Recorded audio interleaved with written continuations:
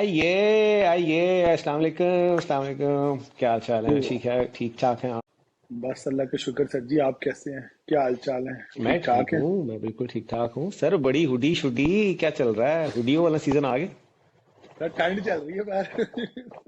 अच्छा, ठंडे चल हाँ। गई है। अच्छा। भाईजान फुल जोर से उसको कोई रोक नहीं सकता, कोई टोक नहीं सकता। वो अपने टाइम पे आती है, अपने टाइम पे हम्म। जाती है। द लेजेंडरी ठंड ऑफ कनाडा आ गई है। आ गई सर, आ गई आ गई। अभी तो हल्की हल्की आ रही है, मतलब हुडी में बाहर भी हम्म। खड़ा हुआ जा सकता है। अभी अच्छा वो अच्छा अच्छा अच्छा अच्छा वो अच्छा जो अच्छा। वो जो मैं कहता हूँ पैपा च पानी जम जाते वो वाले हालात नहीं आए, तो अभी मरी जैसा अच्छा, हाले मौसम वो बना नहीं हुआ आए? है। नहीं नहीं। अच्छा अच्छा अच्छा अच्छा ਅਮ, अच्छा अच्छा। ठीक ਹਲੇ है, ठीक ਹਲੇ है। ਹਲੇ ਮਰੀ ਵਾਲਾ ਮੌਸਮ ਹੈਗਾ। ਮੁੜ ਦੇ ਉੱਤੇ ਹੁੱਡੀ ਤੇ ਨਾਲ ਇੱਕ ਜੈਕਟ ਹਲਕੀ ਜੀ ਤੇ ਥੋੜੀ ਜੀ ਆਈਸਕ੍ਰੀਮ, ठीक है। रोमांटिक किस्म का मौसम बना हुआ है। बारिश बुरिश भी अच्छा हो अच्छा रही है। अच्छा। अच्छा, हाँ अच्छा जी हाँ जी हाँ जी। अच्छा अच्छा अच्छा, ठीक है। तो आज असल में यहाँ भी एक यहाँ की हाईलाइट ये है कि आज हुई है यहाँ, आप कह लें यूएई की पहली बारिश कह लें आप। हाँ ठीक है। हाँ। और बड़ी ही यहाँ भी आज बड़े रोमांटिक सीन्स थे आज। मतलब जिसको कोई शौक नहीं होता ना वीडियो फिल्म बनाने का या तस्वीरें वगैरह खींचने का, आज उसका भी कैमरा खुद ही बाहर आ गया था। वो वाला सीन है। आज अच्छा। हर एक की स्टोरियां यही हैं कि दुबई में बारिश, और वाकई अच्छी बारिश हुई है। कुछ जगहों पे तो ज़रा ठीक ठाक तेज हुई है, मतलब कुत्तियां बिल्लियां वाली जिन्होंने कहते हैं, वो वाली भी हुई है। ठीक है। हम्म। लेकिन लेकिन आज भाई को घर आते हुए 2.5 घंटे लगे हैं। क्या बात और है। और ये जो फ्रेशनेस, पता नहीं आपको कोई नजर आ रही है कि नहीं आ रही है। अगर तो आ रही है तो इट्स ऑल फेक। लेकिन आई थिंक अगर नहीं पता चल रहा तो I am doing a good job.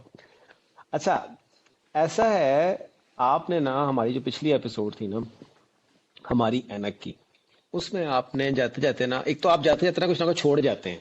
ठीक है। तो अच्छा करते हैं वैसे। ठीक है। तो पूछूं?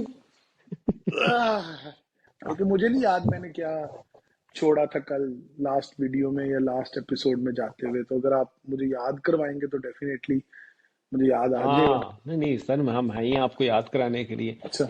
आपने, अच्छा आज क्योंकि हम बात करना चाह रहे थे लाइवलीहुड के ऊपर। ठीक है। हम्म। मेरी बात है, लोग पाकिस्तान से जो एक, मेरा ख्याल है जो एक फर्स्ट ड्रीम डेस्टिनेशन होती है पाकिस्तानियों के लिए, वो कनाडा ही होती है, कनाडा होती है बेसिकली। ठीक है। तो या फिर लोग ऑस्ट्रेलिया के बारे में सोचते हैं, कुछ लोग यूएस के बारे में भी सोच रहे होते हैं, फिर कुछ लोग जहाँ ऊपर इन 3 4 मुल्कों में अगर नहीं सोचते तो वो फिर यूके चले जाते हैं। ठीक है। हम्म। और बाकी के लोग जो ज़रा करीब जाना चाहते हैं मेरी तरह, वो यूएई आ जाते हैं। लेकिन आज हम इसी चीज़ पे थोड़ी सी बात करेंगे। और आपने जो बात छोड़ी थी ना, वो थी, आपने एक बात की थी, सरवाइव सस्टेन ग्रो, एसएसजी। हाँ हाँ। ठीक है। तो सर्वाइव मैं आज सस्टेन एंड चाहूंगा ग्रो, कि हाँ। आप, जी जी जी, मैं चाहूंगा आप जरा एसएसजी को थोड़ा सा तोड़ें। तो सरवाइव कैनेडियन पर्सपेक्टिव।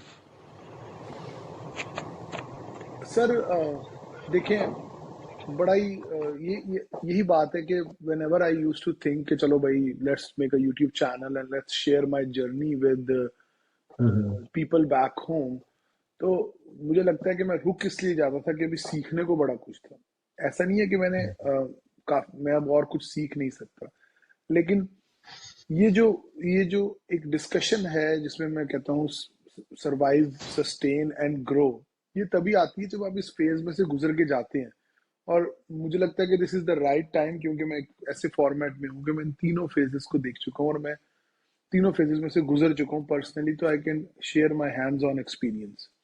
अच्छा, सर्वाइवल का मतलब इस तरह है कि depends upon your, first of all the precursor to survival is कि हमें देखना ये होता है कि हम जब यहाँ आ रहे हैं तो हमारा स्टेटस क्या है।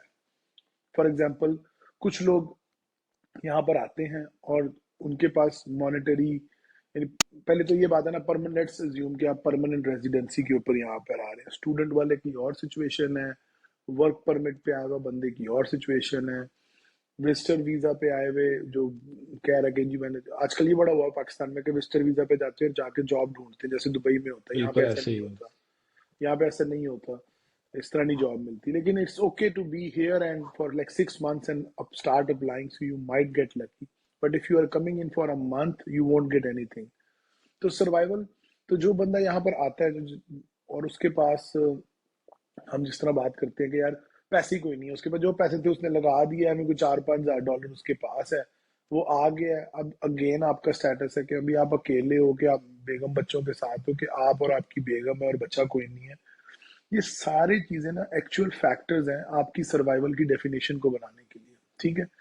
तो होता ही है कि अगर आप थोड़े से पैसे लेकर आए हैं तो आपका पहला प्राइम पर्पज ये होता है कि यार मैं ये वाले तो बचा ही लूं, लेकिन मैं अगर नहीं बचा पा रहा तो ये खत्म होने से पहले मैं नए कमाने लग जाऊं। ऐसी सिचुएशन के अंदर आपकी प्राइम सर्वाइवल होता है मुझे जॉब मिलनी चाहिए जैसी मर्जी हो। तो वो जो पाकिस्तान में मशहूर है ना कि उधर जाके भांडे धोने पड़ते हैं, उधर जाके वेटर लग जाओगे, उधर जाके हाँ हाँ हाँ हाँ, वो बिल्कुल उठे बिल्कुल जाके बिल्कुल। कुत्ते नवा लोगे, इतने काम नहीं करना है, ऐसे करके वो एक पाकिस्तानी हम्म। दवा है ना कि सब बात बात ये नहीं है कि आप कुत्ते कुत्ते नहलाने या कुत्तों की वॉक करवाने के यहाँ पे पैसे मिलते हैं, ठीक है ना। तो आपका पहला सर्वाइवल ही होता है कि आप बस पैसे पकड़ो। आपको हाँ कि आपने एक सबसे पहले देखना होता है रहने की जगह और काम करने की जगह, और तीसरी चीज इन दोनों के बीच में आपस में जगह कम हो, यानी रास्ता कम हो। आप नए आएंगे, आपके पास पैसे नहीं है, आप लेट्स से आप फैमिली के साथ हैं, तो आपका प्राइम पर्पज ये है कि आप एक छत लेंगे रहने के लिए, रेंटल प्रॉपर्टी लेंगे। बड़ी ज्यादा ऑप्शंस अवेलेबल हैं, अगर वो फिर हम कभी और बात करेंगे कौन कौन से ऑप्शंस हैं। तो सरवाइव बिल्कुल। में ये होता है कि यार मैं भूखा ना मर जाऊं कहीं पे, और नंगी छत में बाहर सड़क पे ना आ जाऊं, या घर घर रुल ना रहूं। इसको हम यहाँ सर्वाइवल बोलते हैं कि आपका मंथली जो आपको मिनिमम खाना और छत है वो आपको होनी चाहिए। यहाँ पे जो पूरी इकोनॉमी का डिजाइन है वो मिनिमम वेज के ऊपर डिजाइंड है। अभी के सिचुएशन के मुताबिक तो मिनिमम वेज एक बंदे के लिए थोड़ी सी कम पड़ रही है, लेकिन पहले ऐसा नहीं था। जब मैं आया था उस वक्त एक खास मिनिमम वेज, आप अगर आप 40 आवर्स अ वीक काम करते थे तो एक बंदे के हिसाब से वो काफी अच्छी थी। काफी अच्छी से मुराद ये है कि आप रह भी सकते थे अकेले एक छोटे से यूनिट में, आप खाना पीना भी अच्छा खा सकते थे, और आप बस के कम्यूट से और आना जाना भी अपना कर सकते थे आराम से। लेकिन अब थोड़ी सी महंगाई है तो कोई थोड़ा सा फर्क पड़ता है, वो भी गवर्नमेंट उसके ऊपर काम कर कितनी रही है कितनी गवर्नमेंट। थी पहले और अब कितनी है सर तकरीबन, थोड़ा सा पहले थी आइडिया दे दें। पहले सर इस तरह था, जब मैं आया था ना उस वक्त $14 पर आवर के हिसाब से पर वेज थी। अब ये 16 के आसपास अच्छा। पहुंच गई है कहीं पे, एग्जैक्ट फिगर्स तो मुझे याद ठीक नहीं है। है। ओके। लोग, ओके। क्योंकि मैं वो वाली तो डिस्कशन करता ही नहीं हूँ मिनिमम वेज पे काम करने वाली लोगों के साथ। तो मैं ये कह रहा था कि हम्म। सर्वाइवल जो है ना वो बेसिकली आपने उसमें डिपेंड, आपकी फेस तो डिपेंड करती है कि आप कैसे आ रहे हैं कैसे नहीं आ रहे, लेकिन जो मेन चीज है वो आपको ये समझने की जरूरत है कि कनाडा के अंदर जो इकोनॉमी का डिजाइन है उसमें एक बंदा अगर 40 घंटे वीक में काम करता है तो वो इतने पैसे कमा लेता है कि वो खाना खा सकता है और सो सकता है। यानी कि छत, ट्रांसपोर्टेशन और खाना, यानी बेसिक तीन चीजें, काम पे आना जाना, खाना खाना और गर्म कमरे में सोना उसको नसीब में हो जाएगा। तो इसी को हम कहते हैं, भूखा नहीं मरने देते, लेकिन भूखा ऐसे नहीं मरने देते कि आपके लिए कोई एजुकेशन की जरूरत नहीं है एक मिनिमम आवर की वेज के लिए। यानी कि टिम हॉटल्स में जाके काम करने के लिए आपको ज्यादा इंग्लिश की भी जरूरत नहीं है, उनके पास बड़े काम है, ठीक है ना। तो अब ये आपका ना अच्छा। सर्वाइवल होता है फिर, ये आपका सर्वाइवल होता है कि आप कहते हो यार मैंने ना सबसे पहले जाके, मेरा प्राइम पर्पज ये होना चाहिए कि मेरा सर्वाइवल फिगर आउट या तो हो, या मैं जाते सार फिगर आउट करूं। यानी जेब में पैसे खत्म होने से पहले नए पैसे आ जाएं, या पुराने पैसे ना इस्तेमाल हो और नए आ जाए। पुराने होते हैं इस्तेमाल, ऐसा नहीं है कि बिल्कुल नहीं होते, 10-15 दिन तो लग ही जाते हैं आपको जॉब पकड़ने में। तो अभी आपकी पसंद की जॉब नहीं होती, ये वही है जिसको लोग कहते हैं कुत्ते थे हाय बेचारा। और ये जो रील्स में हो रहा है ऐसा नहीं है, ये सर्वाइवल फेज होता है। बहुत सारे लोग जो अच्छा प्लान करते हैं उन पे आता भी नहीं है। रिसेंटली मेरे नेबरहुड में शिफ्ट हुए हैं दुबई से लोग, ठीक है, और काफी 10-12 साल काम कर कर आए हैं। अगर आप उससे मिलेंगे तो आपको ऐसा ही लगेगा कि जैसे ये बंदा 4-5 साल से यहाँ पे रह रहा है। उसने नई गाड़ी, बड़ा घर उसने रखा हुआ है रेंट के ऊपर, पैसे है उसके पास। जॉब 3 महीने हो गए, जॉब शॉब ढूंढ रहा है, अभी कहता है मुझे मेरी मर्जी की मिलेगी मैं वो करूंगा।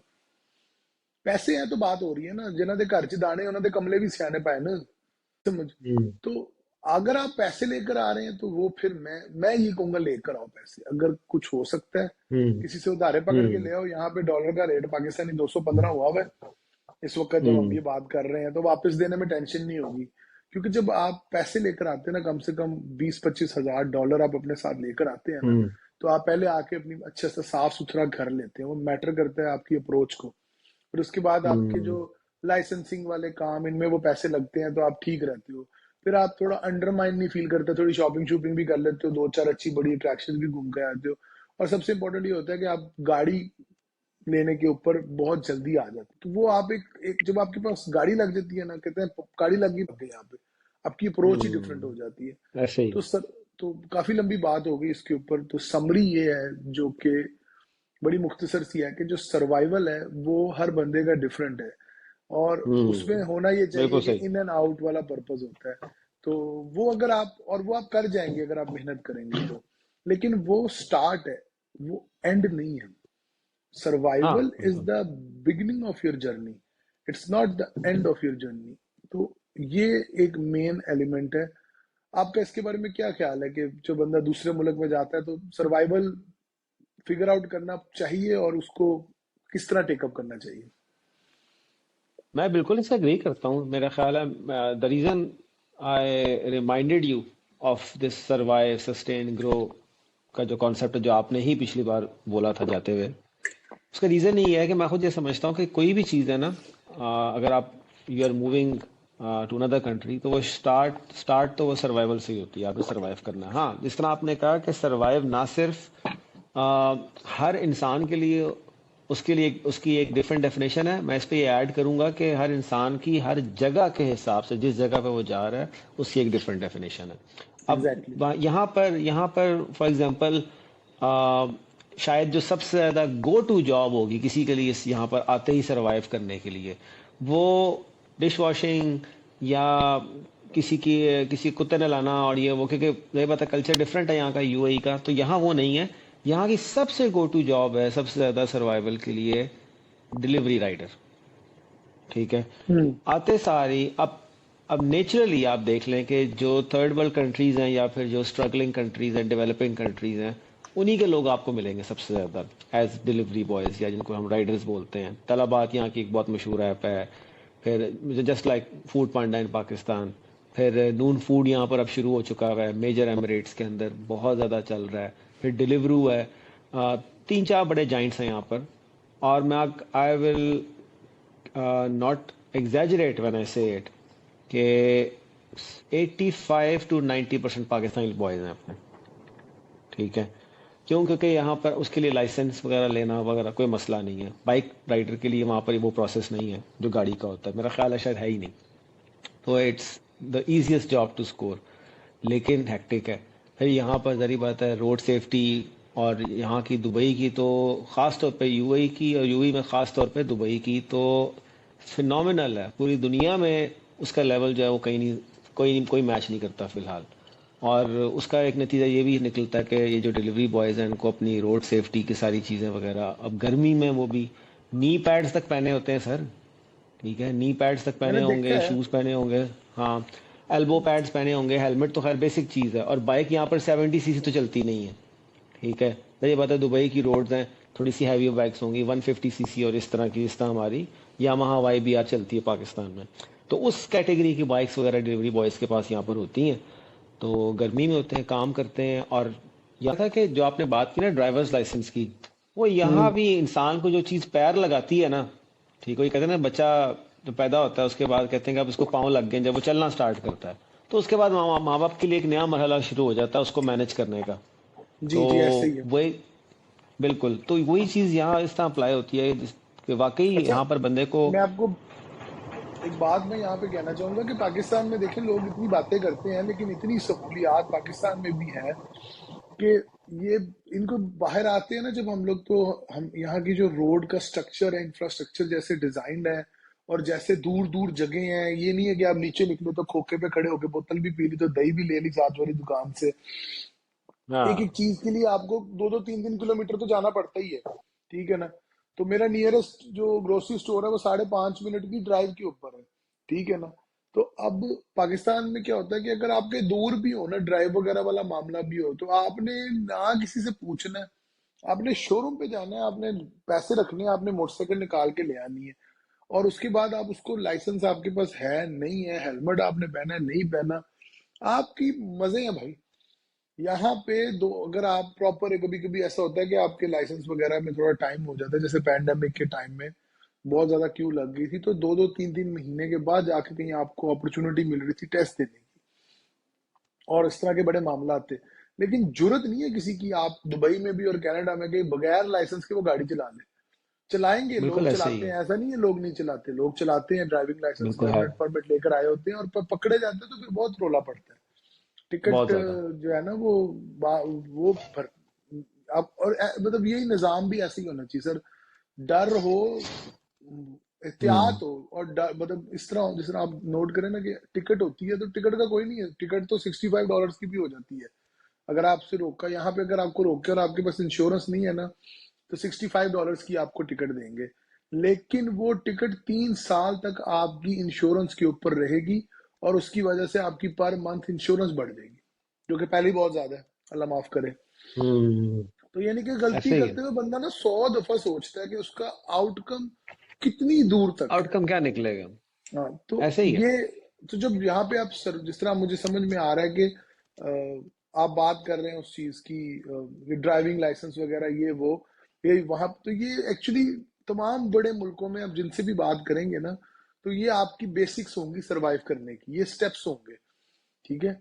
और यहाँ पे ऐसे ही है। इसलिए हर बंदे ने बड़ी बड़ी अच्छी गाड़ी रखी होती है, हर बंदे ने गाड़ी रखी होती है, उसकी वजह यही है कि यहाँ पे वो वांट नहीं है, वो नीड है, वो ख्वाहिश नहीं है, वो अमारत की निशानी नहीं है। हम्म। तो अगर आपके सज्जन, दोस्त, मित्र, भरा, कजन, चाचे के मामे के, फूफी के बेटे के, ताए के बेटे का बेटा दुबई चला गया या कनाडा चला गया, और वहां से वो इंस्टाग्राम के ऊपर जो है वो, जो है ना वो गड्डी मीनी जी करा के गाने लगाए हुए हैं, और MG लिखा आ रहा है, और ऑडी का निशान आपको स्टेयरिंग पे नजर आ रहा है, तो सड़ने उड़द नहीं है, ठीक है ना।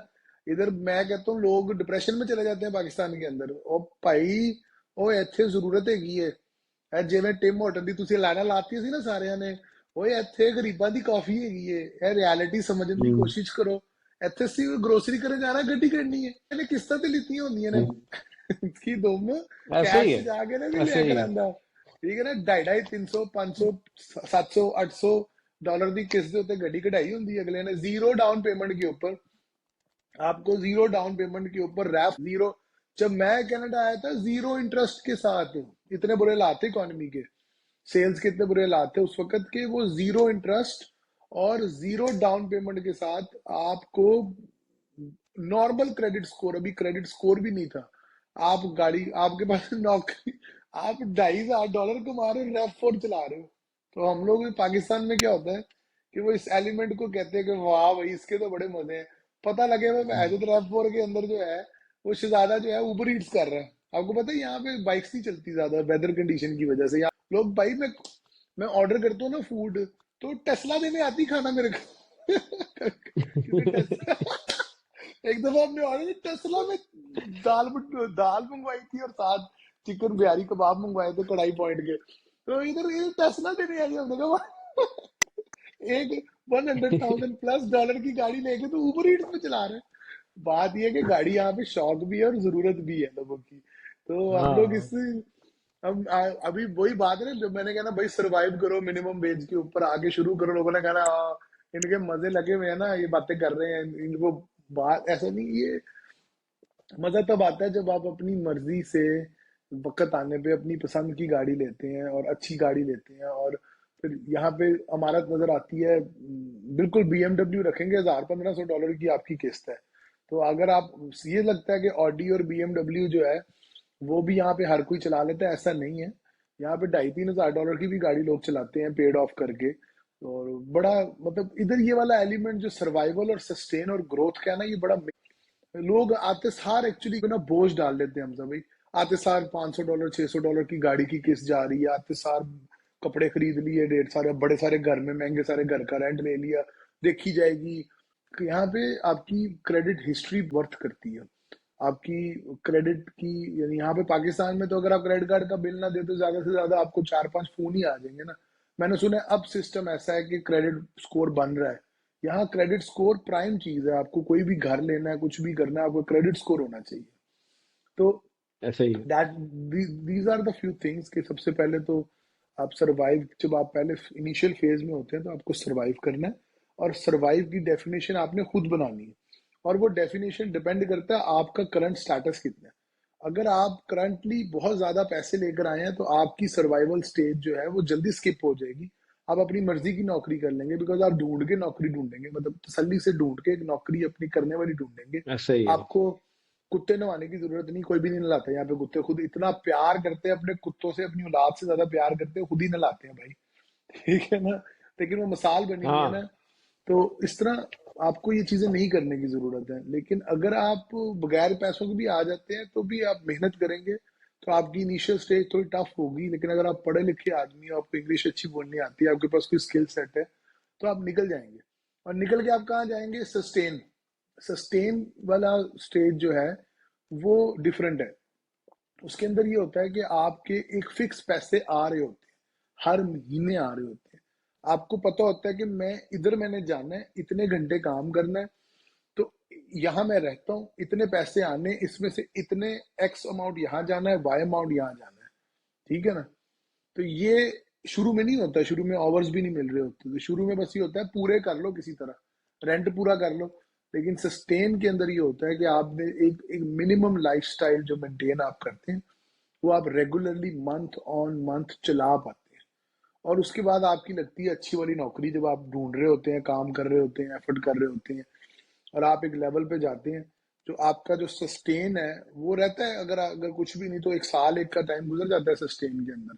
लेकिन वही होता है कि अच्छा आप इतने पैसे कमा रहे हैं, उसमें कुछ नया नहीं हो रहा, आप अच्छा सा रह रहे हैं, आप सुकून से खा रहे हैं, एक दिन तो घूमने भी जा रहे हैं, हफ्ते दो हफ्ते में एक दो दफा।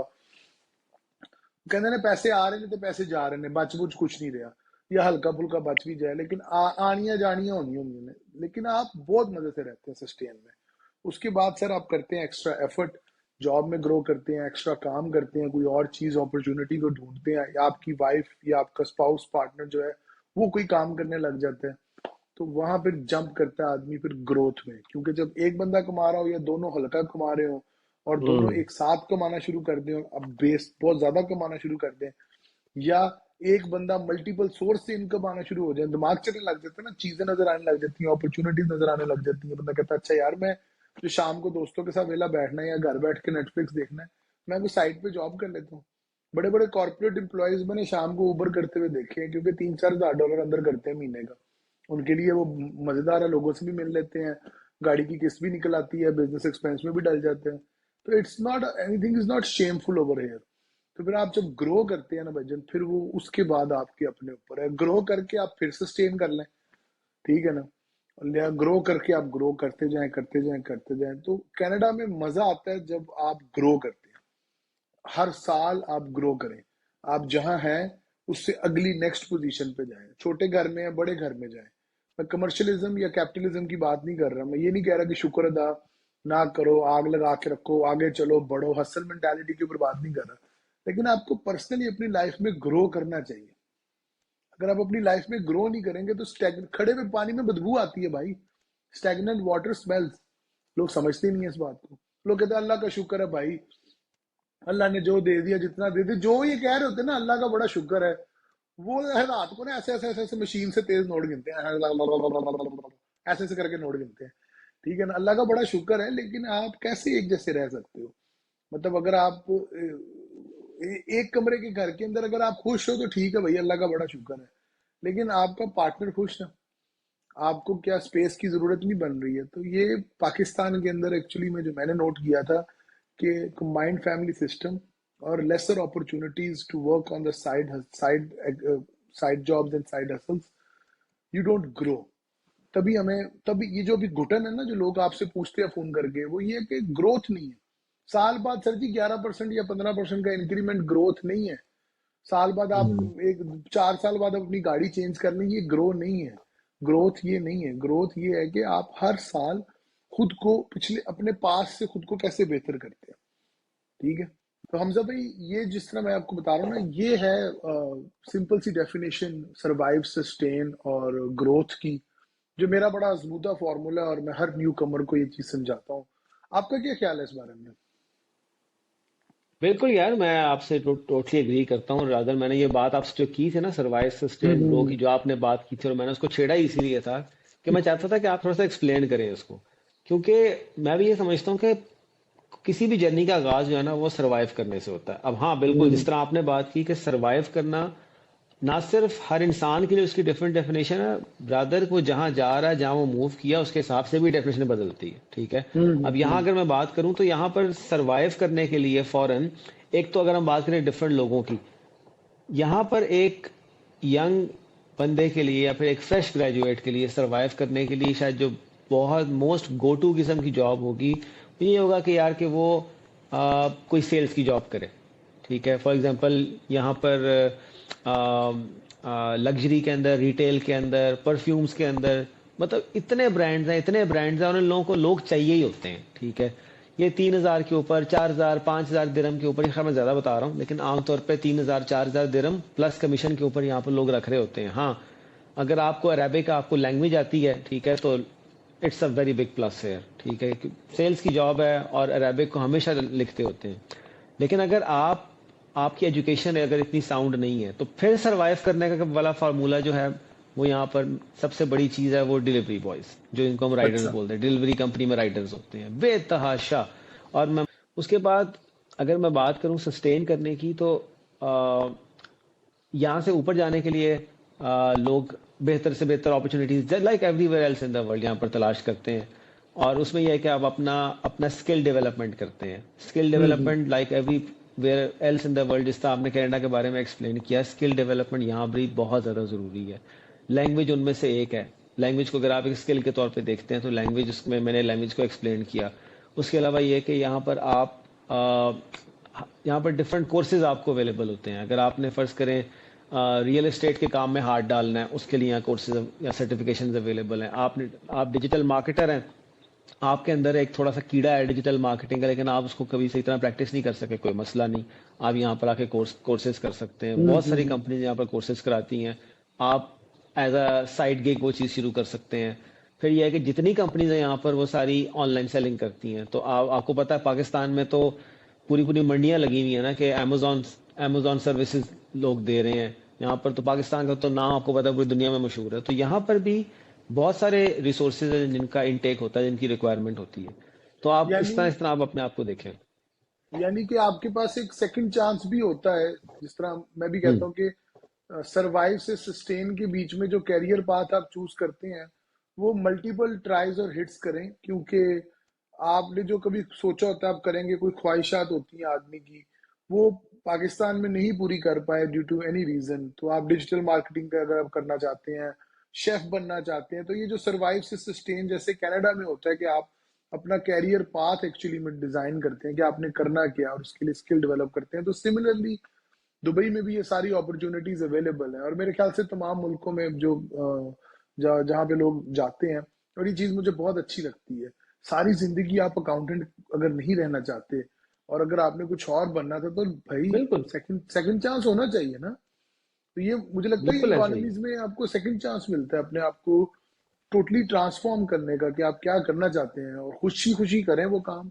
खुश बिल्कुल ऐसे ही है। बिल्कुल ऐसे ही है। अब ना सिर्फ चांस देते हैं, बल्कि आपने एक बात की थी रिगार्डिंग वीजा की। अब जिस तरह कनाडा में आप जिस तरह विजिट वीजा लेके आप नहीं जा सकते ना, मतलब it's not something which is at all recommended, या any person like you would recommend to anyone, हाँ ठीक है यार तुम विजिट वीजा हाँ, लेके नहीं आ जाओ, बिल्कुल कर नहीं। लो, जिस तरह आपने एक्सप्लेन किया। अच्छा, यहाँ पर ये एक मेन स्ट्रीम चीज है, बिल्कुल ऑपोजिट है। ठीक है।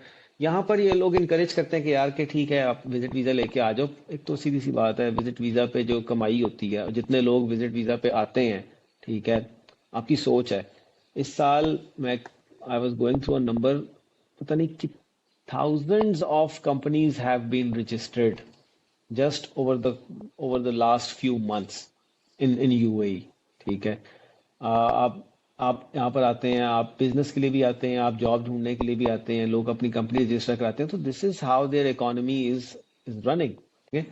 लेकिन बहरहाल यहाँ पर आप विजिट वीजा पे आए, जॉब हंट करें, जॉब तलाश करें, और लोगों को मिलती भी हैं।